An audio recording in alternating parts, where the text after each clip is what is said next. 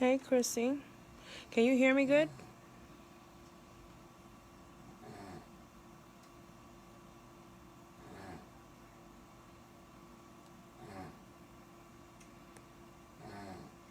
Can you guys hear me? Okay, cool. So you're gonna hear my little sound effect in the background. That's Gigi. She's snoring. Not on purpose, but she's snoring. Just waiting for more people to come on.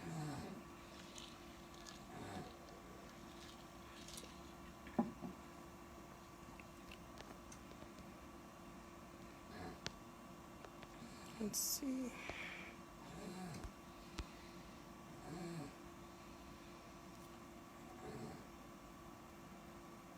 Hi, Edna.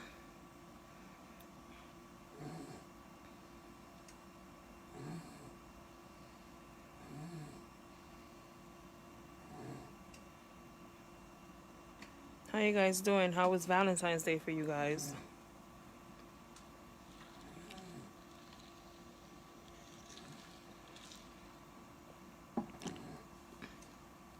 Hey, Erica.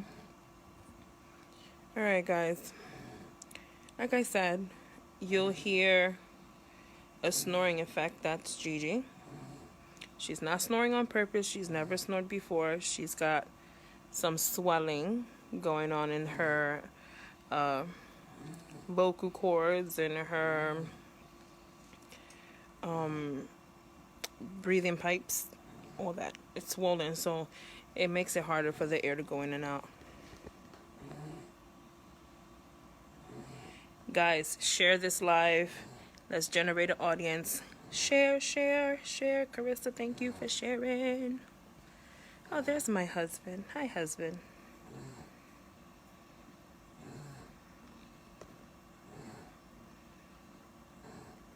She is currently sleeping. They gave her 7 p.m. medication, which is Ativan. Thank you, Chrissy. There she goes.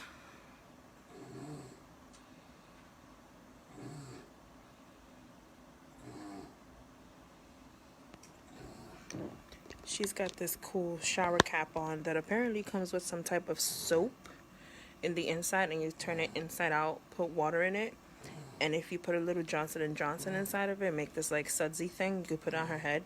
She's got like this glue from putting the EEG electrodes on her head. They had 23 electrodes. They did it twice, and that glue, it's worse than hair gel. I mean, honestly, they should use some of these ingredients to do hairspray.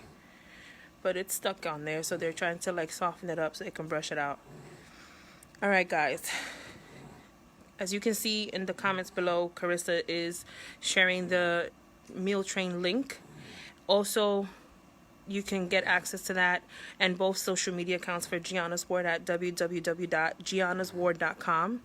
Click, click, click, click, click. All right, guys. Any questions that you might have? Any? God. So yeah, guys. Any questions? Anything that you would like to know? I can start off by saying that as of 2 days ago, Gianna is not in ICU anymore.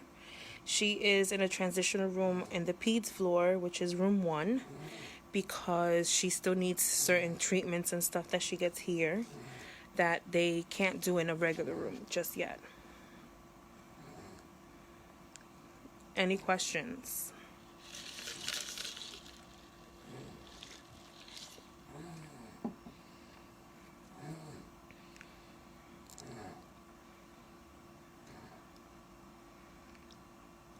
Hey, Ebony. Give me a question. Come on, let's go.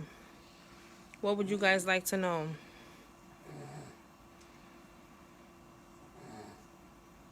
Type, type, type. Type, type.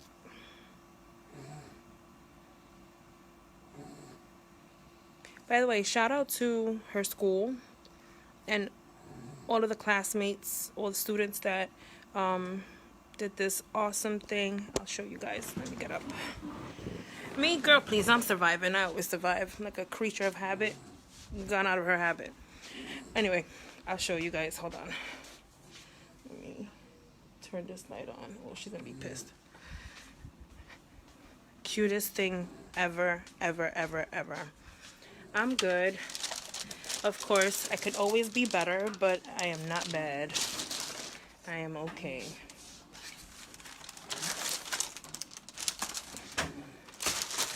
Vitals? Alright, so I'm gonna open this up so you guys can see. I think this is the cutest thing ever. So apparently a lot of the students got together and they did these like Valentine's Day hearts. And each one, I'll flip it this way so you guys can see. They all wrote get well messages and whatever, and they signed it as the cutest thing ever. It says get well, Gianna. And then here it says love and you. Thought that was so cute. Okay, let's see.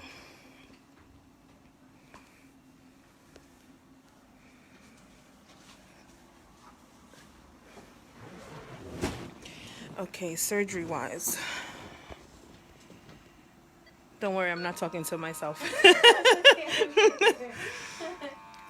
So surgery wise, surgery went okay. It was complicated because after all the radiation she's had, they had like a hard time like with the plan that they had to get in there to try to get all of the tumor out. Then there was a lot of swelling and stuff afterwards, a lot of MRIs to be done and CTs just to make sure that the water spaces, because as some of you guys do know and some of you don't, but she has a VP shunt in the back. She calls it her robotic button, which takes all the cerebrospinal fluid from the brain down to the stomach so that it doesn't sit back there and create a bubble. But water spaces look good as of right now. Let's see what else.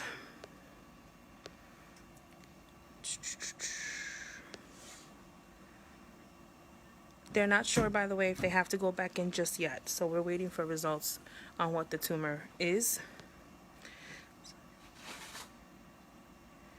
Yes, no more ICU. She feels better than before, considering, but she's still on some medication that's got her a little...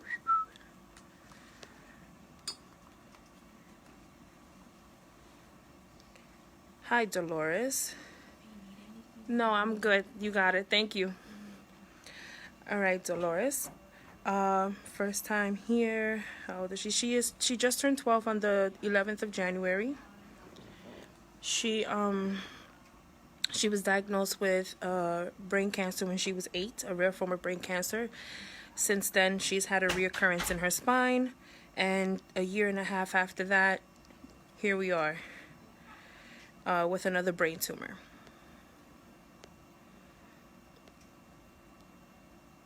Hey, Melody. When are you getting results? So, results. If it was just for this hospital, results still take about 2 to 3 weeks, depending what they're testing for. Being that she's had now a third reoccurrence, and since the first one was so rare, what they do is that they biopsy the tumor that they got, and they send it to, Hey, Melissa. They send it to 4 different hospitals besides this hospital so that they can test it and see if they get the kind of like same results. And then with that, all these like pediatric oncologists and hematologists and neurosurgeons and neurologists, they come together and they create a plan A, plan B, plan C to see what it is that they can do. If it's the same kind of tumor, then we kind of mapped out what we can do, but she's limited because she cannot have radiation, because she's had 65 treatments in 2 years. So she completely maxed out, especially because she's prepubescent. Why are you so... Husband, because I am beautiful.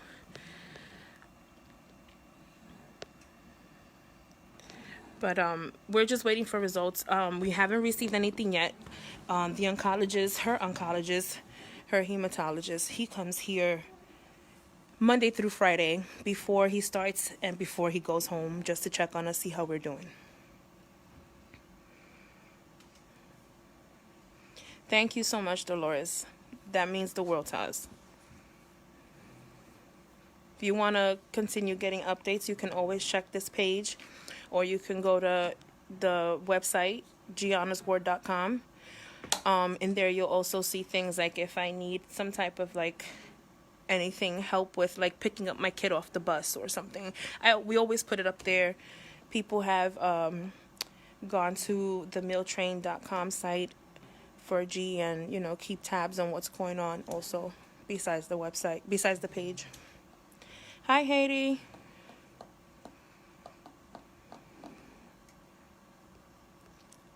Any other questions?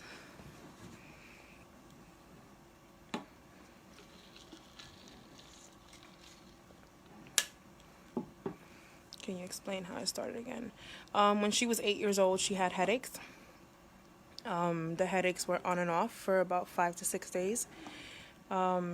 Symptoms were mimicking a migraine, which I have, my mom has, my grandmother has. It's hereditary, so I figured she had sensitivity to light, to sound, nauseousness, stiff neck, very sleepy.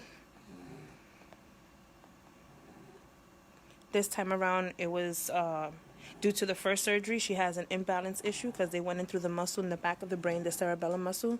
And when that's interrupted, it's trauma to the brain either way, and that sends a lot of imbalance problems, which she already had. But this time around, she was getting dizzy and her body was doing this.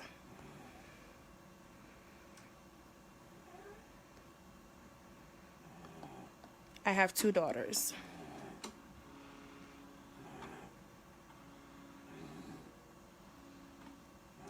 Just reading the comments, guys. I don't want to look like I'm going crazy here. Just staring at the screen, looking at comments. Gianna's so amazing. Oh, thank you, Angela.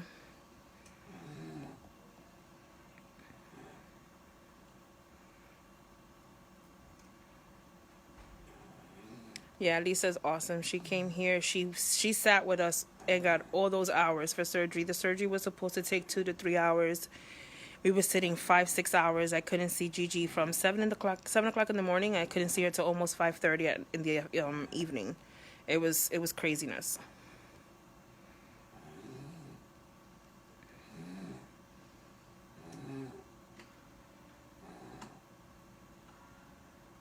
Oh, he's so sweet. Tell him I said thank you. Amaya's mom said thank you so much.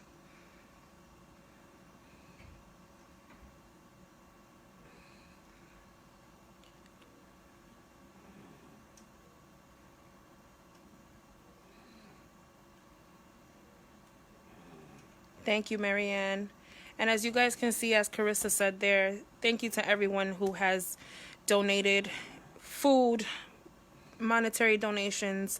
They're volunteering the ride. Marielle, we love you. Carlos and I, we put you above so much. You have no idea, Marielle. I know you're going to probably see this later on because I'm going to tag you on it.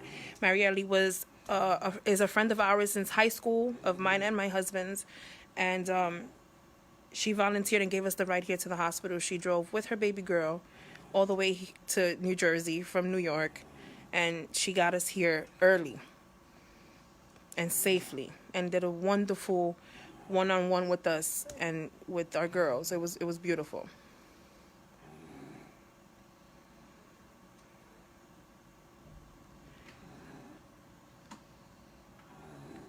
Oh.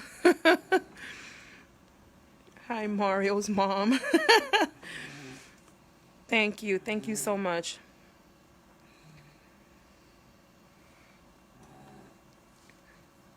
But yeah, guys, as of right now, Gianna still cannot have any solid food. It's been 15 beautiful long days, or 16. I don't even know. It's like a time warp here. Yeah.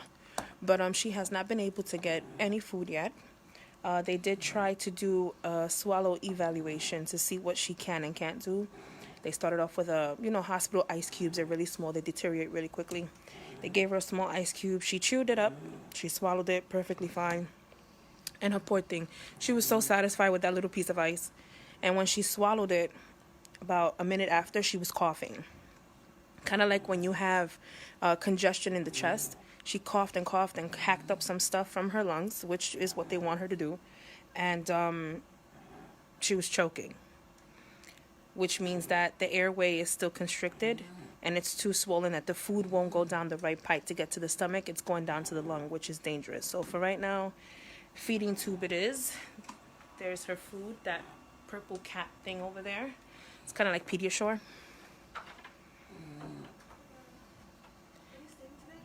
Yes. And ICAURY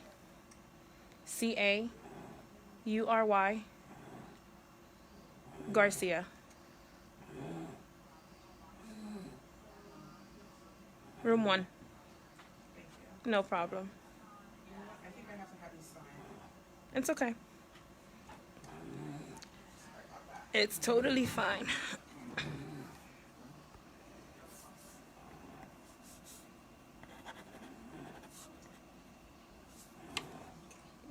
You got it, baby. Thank you.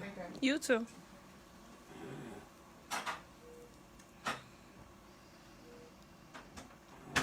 I've been at this hospital for so long dealing with the staff. It's funny when I get new faces. Okay, let's see. I will get them to Nick and Carlos. That's why family is for. Thank you, Edgar. Jen, promised her the order she gave me. She can't have anything. She did physical therapy yesterday for the first time because she hasn't gotten off the bed since the 30th of January, so she's got noodle legs. She's trying so hard, but she can't. She physically cannot support herself up. They did sit her down on a chair. I took a picture. I will post that. That was today, day 2 of PT. And she pushes herself. She's really hard on herself, and she gets upset when she can't. So it's hard to see that, she'll start crying. And then the medication that she's on, that she's on right now, they're kind of trying to wean her off some heavy narcotics that she was on at a very high dose. So now she's on clonidine patches. She's got methadone. She's got Ativan at a 4 milligram dose, which we used to give her Ativan before. For when she has like these really stressful appointments that she wouldn't want them to like access her portacath. We would give her 1 milligram and a half a pill at that. Wouldn't even give her the full thing, and they'll have her. My husband probably will type it up. She was beyond high as a kite. So she's at a 4 milligram dose. So you could just imagine. Sometimes I get her in between the medications when she's due for them, and then sometimes I get a 2-year-old who's trying to talk to me and can't. And then sometimes I get an old woman who's complaining about, how irritating the staff is when they want to wake her up.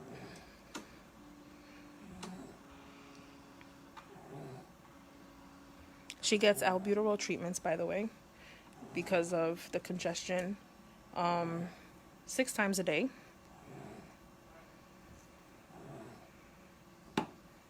And breathing treatments as needed. She was in ICU. She was with the breathing tube, with the machine ventilator breathing for her at 100%. Then they weaned her off of that eventually. It took a long time. In between that, she pulled her tube out. What else? She pulled her NG tube out, her feeding tube. They had to re-intubate her. They had to do a PICC line, which is kind of like a port on the chest to access what they need. They did one in her arm. So she's got access there to some very good vessels. And what else? She has made, and you guys are probably going to laugh because I make it as a joke, she's made it an Olympic sport to take off her feeding tube. And she's been on restraints since day 1 because of it. She is actually, look, you'll see it. She's still on restraints. It's attached to the bed. And it's tied up all the way, excuse me. It's tied up all the way tight because she has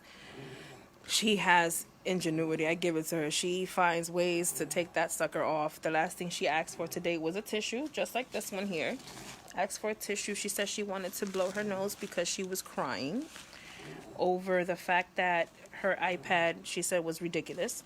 And, of course, that was the medication. But she wanted to blow her nose. So the nurse that came here for that moment, she gave her a tissue. And I said, don't give her anything. She gave her the tissue, of course, because she felt bad. And Gianna conveniently takes the tissue. She goes like this, and she was trying to pull the tube out.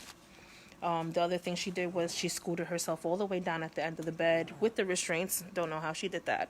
And turned her head to the side and itched her way to one corner, and she pulled it out. Guys, this is all the way at her stomach. That sucker comes all the way out. She spilled the Pediatric to the floor. It's been a mess. People from X-Ray come here, and I told them I'm going to have to buy them coffee eventually because they're here all the time. Yeah, Carissa, you know. She's beyond slick. She is beyond slick. Now she does this like nose thing, trying to take it off. Then when she gets on the medication, she feels like the tape that she has here so that it stays there with this like derma patch to protect her skin, because her skin did peel off on the other side from when she had the bigger tube before, with the big mask that she had for oxygen after the tube was taken out and whatever.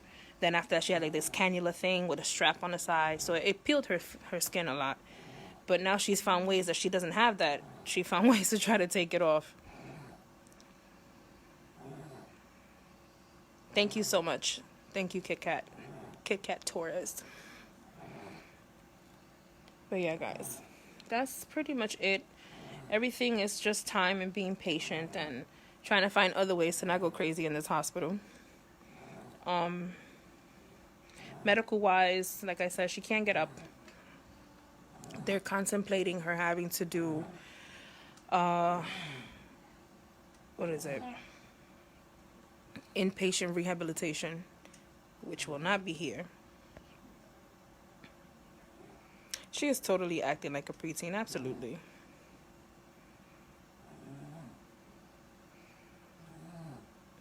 She is determined. Yes, definitely. Oh, thank you so much. I appreciate that. But yeah, they're contemplating her, depending on how she does, having occupational therapy and physical therapy here. They're contemplating her having to go to a inpatient live-in facility for physical therapy and occupational and speech and swallowing, to get her like to do all this stuff all over again, things that we learned when we were children. Children's Specialized Hospital is the place. We did it in Bayonne as outpatient, and I'm going to fight like hell to try to get her outpatient and then, PT and OT at home to kind of piggyback the outpatient thing. But if she absolutely needs it, I mean, it's what she needs, we're going to do it. Doesn't matter how far it is.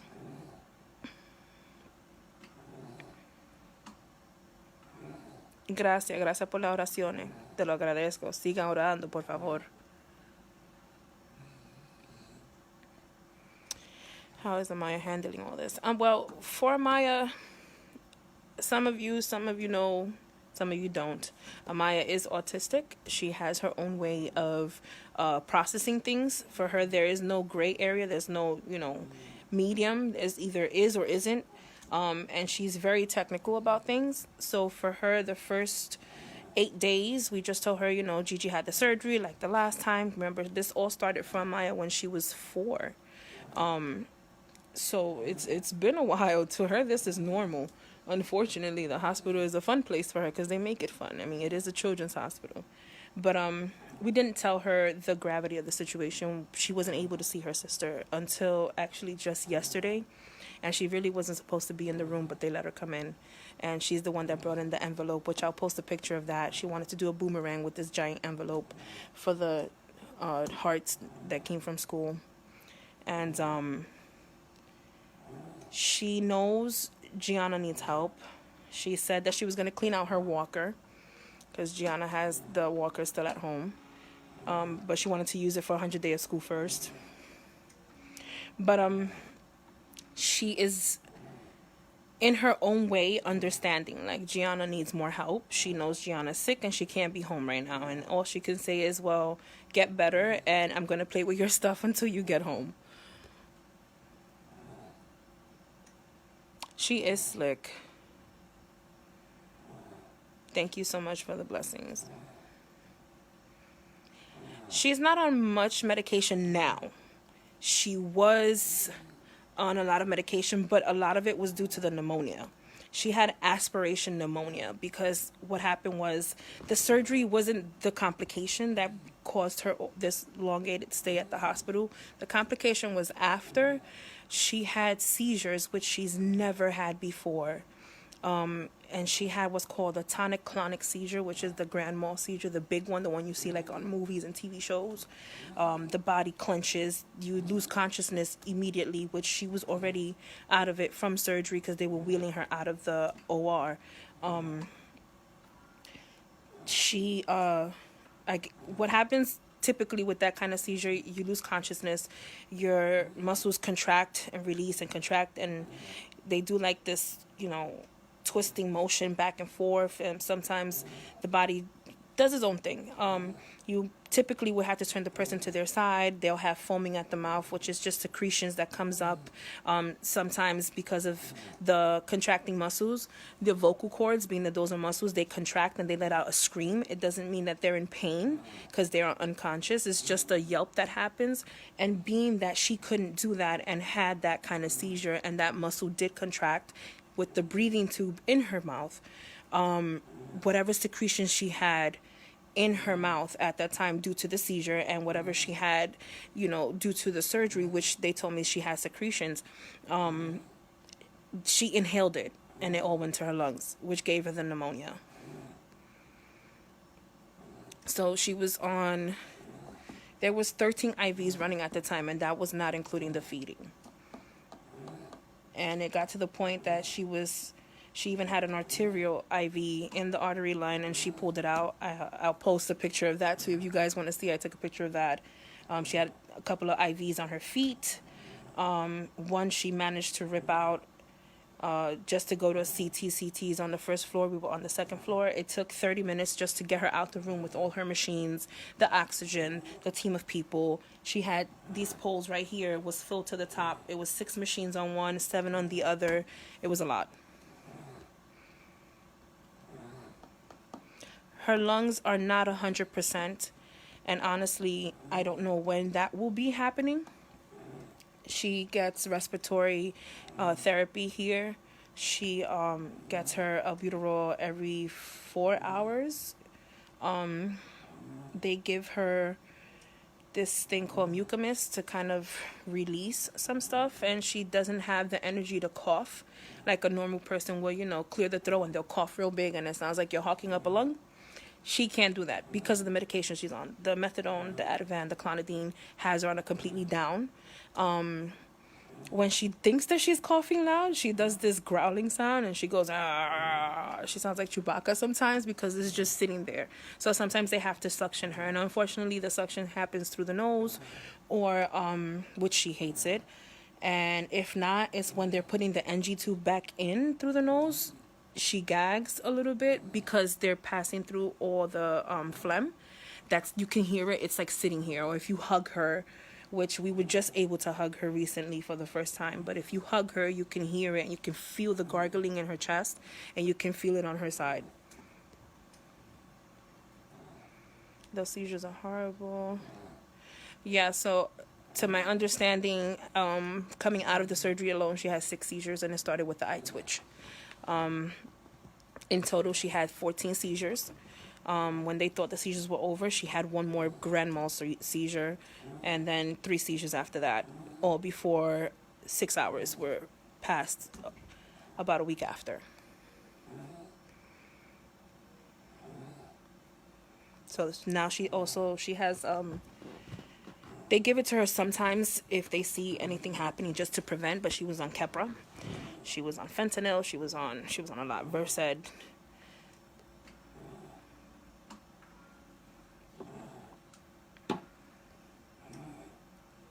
But thank you for the blessings and the prayers. And guys, please keep doing that. That's awesome. I have to hide my water, my juice, anything in here. She hates my hot chocolate that I drink. So I tell her it's my hot chocolate here, so she doesn't know that I'm actually drinking something, because she's asked me for like water and stuff, and I feel so bad. I don't even eat in the room.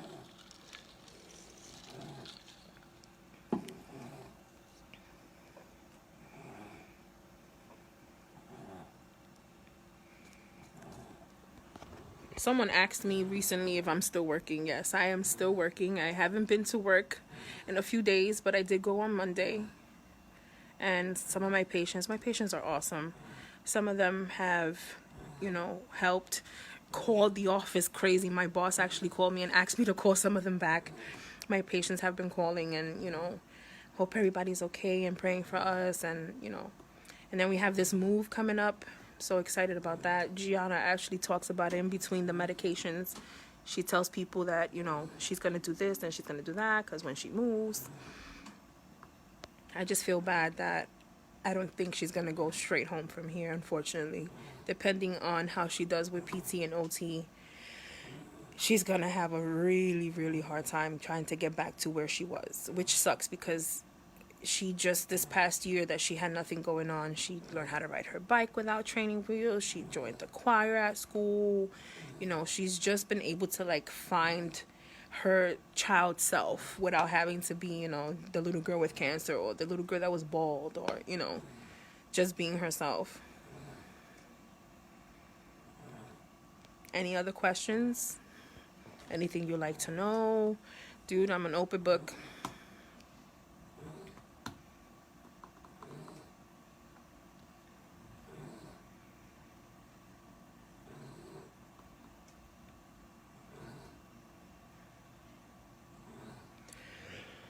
Excuse me.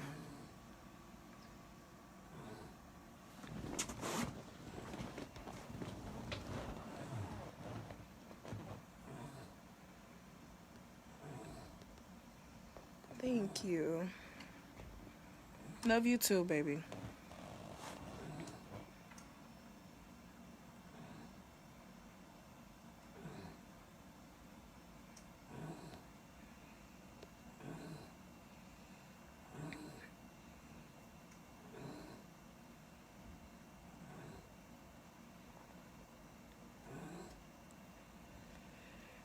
What can we do to have you and Gianna home?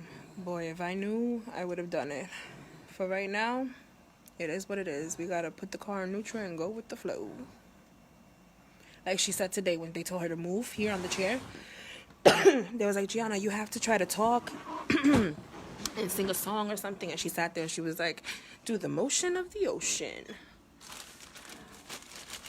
But as of right now, she is not in the condition to be home.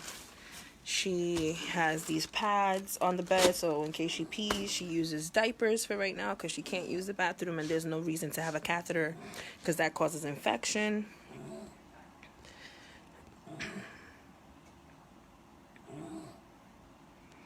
Let me see, I'm trying to better understand the medication that she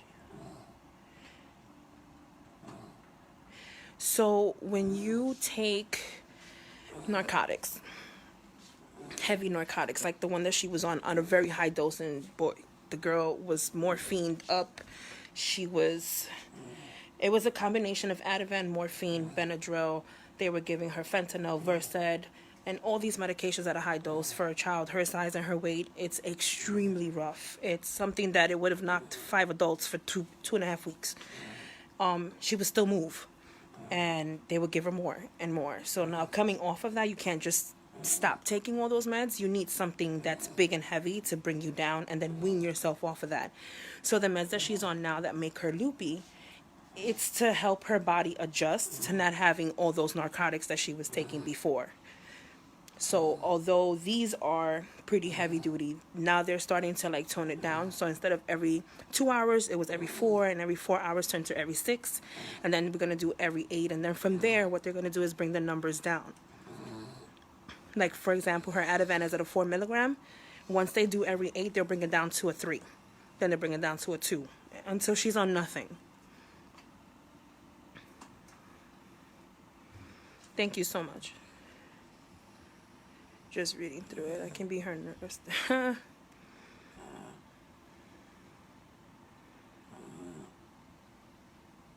She started her PT already, even with the medication. So when she's in between that time that she's due for meds, because right now they're alternating.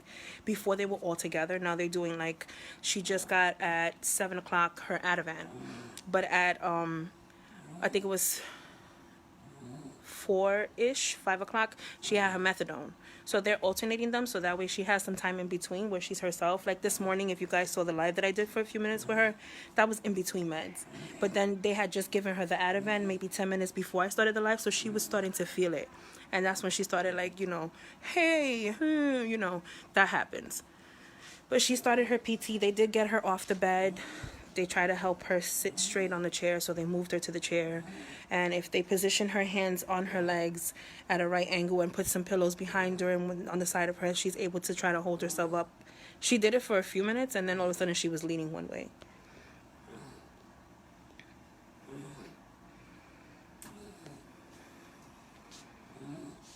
We were trying to get her to write, which, by the way, my baby girl did Student of the Month, both my kids. Kudos to them, proud mama moment. But they sent the report card. She did honor roll. She's in 6th grade. This is a kid who loves to read, loves to write. And for PT today in occupational, they asked her to write something, and she wanted to write her sister's name. And this is what I got.